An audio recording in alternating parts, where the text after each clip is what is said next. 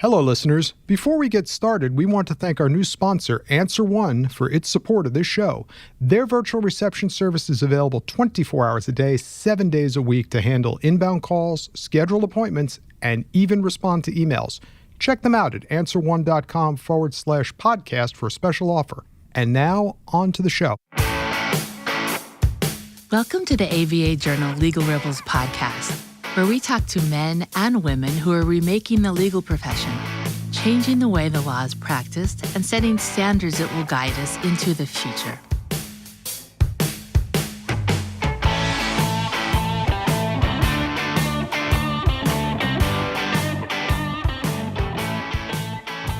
Welcome to the ABA Journal's Legal Rebels Trailblazers podcast, where we talk to legal innovators who have reinvented the profession and practice of law. I'm Angela Morris, a new podcast host for the ABA Journal. Today, I'm talking to Nicole Bradick, the founder and CEO of Theory and Principle. It's a legal technology company that's 100% focused on creating web and mobile applications exclusively for the legal industry and justice system. Nicole has been a legal innovator for a long time. In 2011, she founded Custom Counsel.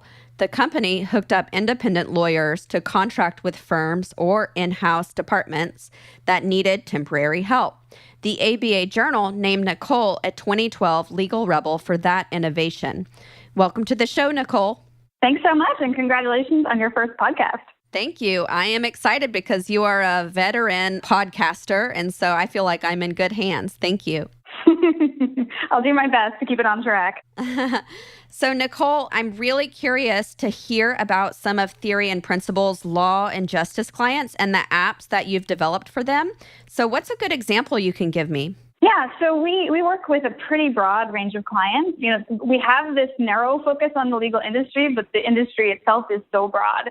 So we work with, for example, foundations that want to build apps that help solve an access to justice type issue.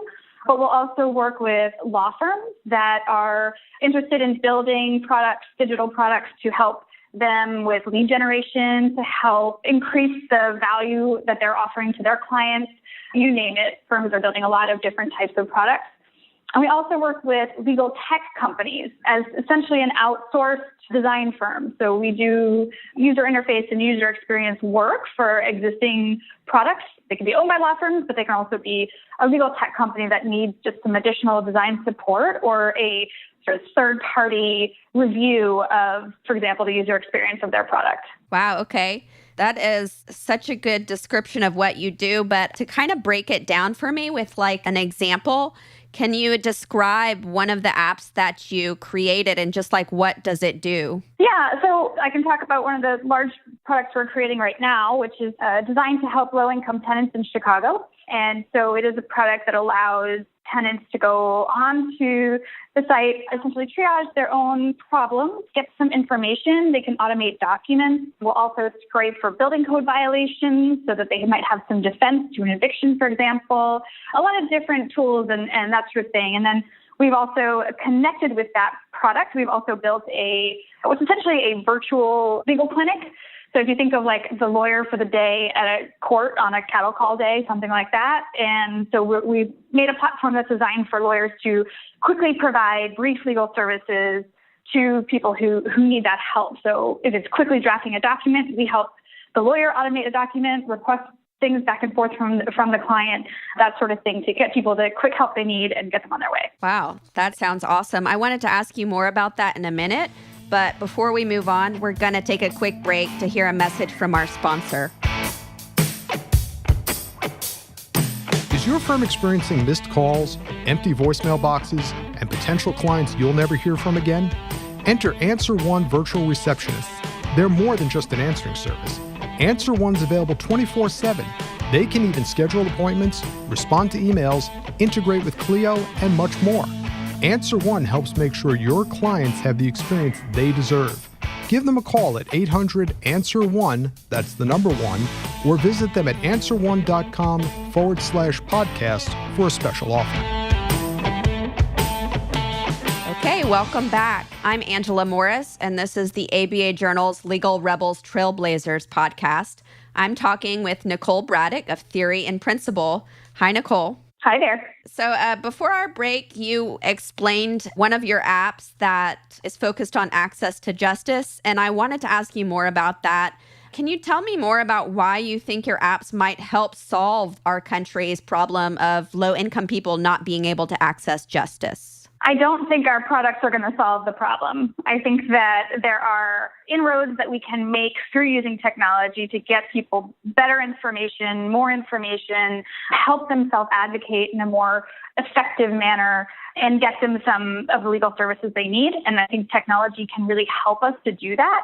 But technology alone is not going to solve all of the issues, for sure. So I'm wondering, since you have been a legal innovator for such a long time, could you share or give any tips or advice for just an average lawyer who wants to develop an innovative mindset? Yeah, I mean, I think what it's all about is identifying something that's not working as well as it should be, and then thinking of possible solutions to even make it incrementally better. I think that, it's so easy for us in our practices to just go about and accept everything as it is, accept the frustration with this technology, accept the fact that you're losing clients because you don't have enough capacity. You sort of come to accept certain things that shouldn't be accepted. And you should always be pushing and asking why.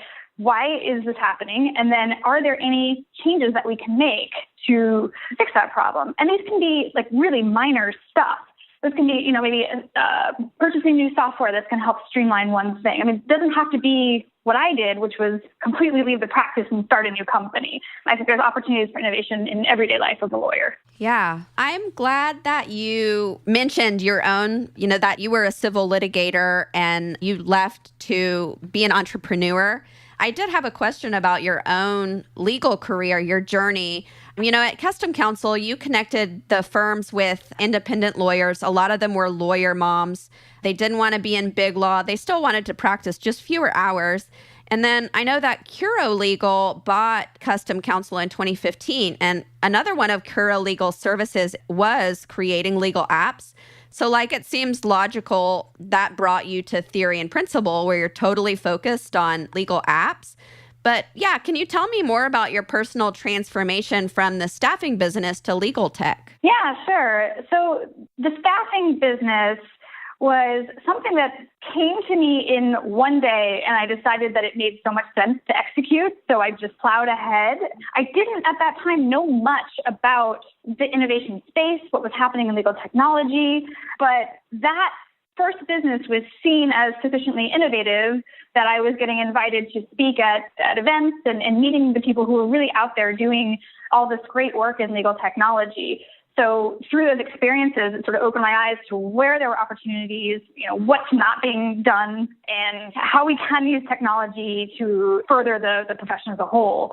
So for me, it was really a desirable move to move into the technology space. I did not have any background in technology, but then I started when I was with Curo. Me and my team were building products there, and it really became the focus of my entire work and the focus, obviously our whole team. And so we wanted to focus exclusively on that work. And so Theory and Principle came to be at the end of last year, beginning of this year. So we're 6 months in or so, but we're very much a mature team with a mature pipeline, but also having to all of a sudden behave like a startup again, which is a really interesting place to be. Wow. It sounds like quite a adventure. Nicole, thank you so much for joining us. That's all the time we have today. I'm Angela Morris, and you've been listening to the ABA Journal's Legal Rebels Trailblazers podcast. If you'd like more information about today's show, please visit LegalRebels.com, LegalTalkNetwork.com, subscribe via iTunes and RSS, find both the ABA Journal and Legal Talk Network on Twitter, Facebook, and LinkedIn, or download the free apps from ABA Journal and Legal Talk Network in Google Play and iTunes. The views expressed by the participants of this program are their own and do not represent the views of, nor are they endorsed by, Legal Talk Network, its officers, directors, employees, agents, representatives, shareholders, and subsidiaries. None of the content should be considered legal advice. As always, consult a lawyer.